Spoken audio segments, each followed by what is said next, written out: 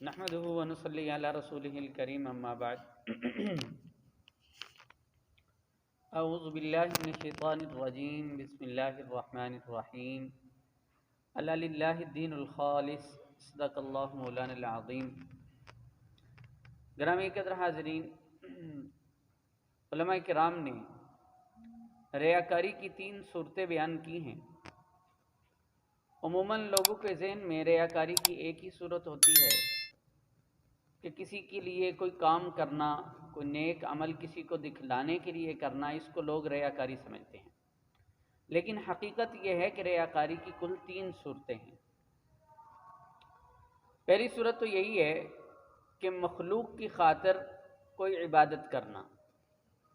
کوئی آدمی عبادت اس لیے کرے کہ مخلوق اس کو عابد کہے، کوئی آدمی صدقہ خیرات اس لیے کرے کہ لوگ اس کو سخی کہیں، کوئی آدمی بہت زیادہ تلاوت اور ذکر و اذکار اس لیے کرے کہ لوگ اس کو بڑا نیکوکار کہیں، کوئی آدمی کثرت کے ساتھ روزہ اس لیے رکھے کہ لوگ اس کو روزے دار کہنے لگیں، یا کوئی آدمی حج اور عمرے کثرت کے ساتھ اس لیے کرے کہ لوگ اس کو الحاج کہنے لگیں۔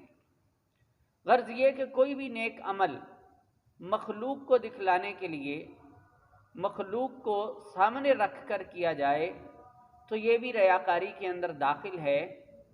اس سے عمل غارت ہو جاتا ہے، ختم ہو جاتا ہے۔ یہ ریاکاری کی پہلی صورت ہے۔ ریاکاری کی دوسری صورت یہ ہے کہ مخلوق کی وجہ سے کسی نیک عمل کو چھوڑ دینا۔ مثلا کوئی شخص نماز پڑھنے کے لیے آیا تو نماز اس لیے چھوڑ دی کہ مجھے لوگ دیکھ رہے ہیں، لوگ دیکھ کر کہیں گے کہ یار بڑا پکا سچا نمازی ہے، بڑی نماز پڑھتا ہے، بڑی عبادت کرتا ہے، پہلے تو کبھی نظر نہیں آتا تھا، آج پہلی صف کے اندر دکھائی دے رہا ہے۔ تو لوگوں کی خاطر نماز پڑھنا چھوڑ دیتا ہے، یا بیٹھ جاتا ہے کہ لوگ جائیں گے تو میں نماز پڑھوں، نماز کو چھوڑ دیتا ہے۔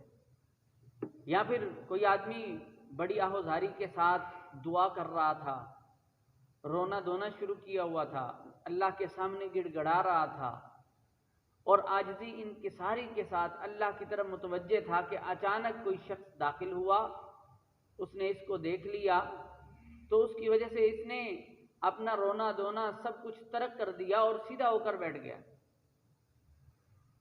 یا کوئی آدمی تلاوت قرآن پاک کسی کی وجہ سے چھوڑ دے، ذکر کسی کی وجہ سے چھوڑ دے۔ غرض یہ کہ کوئی بھی نیک کام انسان جو کرنا چاہے دوسرے کی وجہ سے وہ انسان نہ کرے تو یہ بھی ریاکاری کے اندر داخل ہے۔ اور ریاکاری کی تیسری صورت علماء کرام نے یہ ذکر کی ہے کہ مخلوق کی وجہ سے کسی نیک کام کو چھپانا، یہ بھی ریاکاری کے اندر داخل ہے۔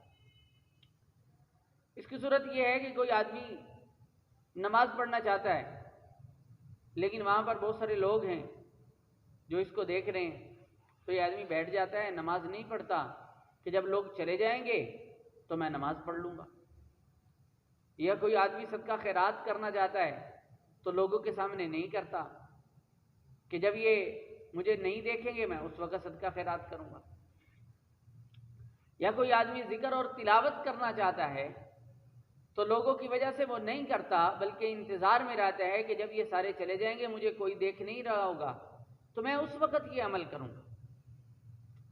تو یہ لوگوں کی وجہ سے کسی نیک کام کو چھپانا یہ بھی ریاکاری کی ایک صورت ہے۔ تینوں صورتوں میں مشترک بات یہ ہے کہ عبادت کر رہا ہے تو مخلوق کے لیے، عبادت کر رہا ہے تو مخلوق کے لیے، چھوڑ رہا ہے تو مخلوق کی وجہ سے، چھپا رہا ہے تو بھی مخلوق کی وجہ سے۔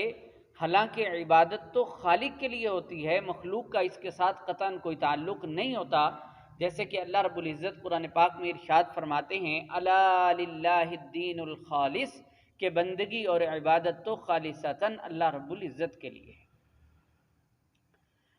تو یہ تینوں کام جو کر رہا ہے، نیک عمل کر رہا ہے تو مخلوق کے لیے کر رہا ہے، اس کو چھوڑ رہا ہے تو مخلوق کی وجہ سے چھوڑ رہا ہے، اور اگر اس کو چھپا رہا ہے تو بھی مخلوق کی وجہ سے چھپا رہا ہے۔ اس لیے یہ تینوں کام ریاکاری کے اندر داخل ہوں گے، یہ خالصتاً اللہ کے لیے نہیں ہوں گے۔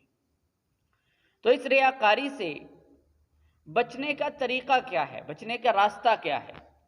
تو علماء کرام نے اس ریاکاری سے بچنے کا طریقہ اور راستہ بھی بتایا ہے کہ اس سے بچنے کا واحد راستہ یہ ہے کہ اپنی نظر کو صرف خالق پر جمائے رکھے. یعنی جب بھی کوئی نیک عمل شروع کرے تو شروع کے اندر دل میں یہ پختہ ارادہ کر لے کہ یا اللہ میں یہ نیک کام آپ کی رضا اور آپ کی خوشنودی کے لیے کر رہا ہوں، میں کسی غیر کو خوش کرنے کے لیے یہ کام نہیں کر رہا. تو شروع کے اندر جب یہ نیت کر لے گا کہ یا اللہ میں یہ نیک کام آپ کے لیے کر رہا ہوں، تو یہ کام خالصتاً اللہ رب العزت کے لیے ہو جائے گا. اس کے بعد 1000 مرتبہ بھی غیر کا وسوسہ آئے، 1000 بار مخلوق کا ذکر آئے، تو اس سے اخلاص کے اندر قطعاً کوئی فرق نہیں پڑتا. دعا ہے اللہ تعالیٰ ہمیں اخلاص سے اعمال کرنے کی توفیق نصیب فرمائے.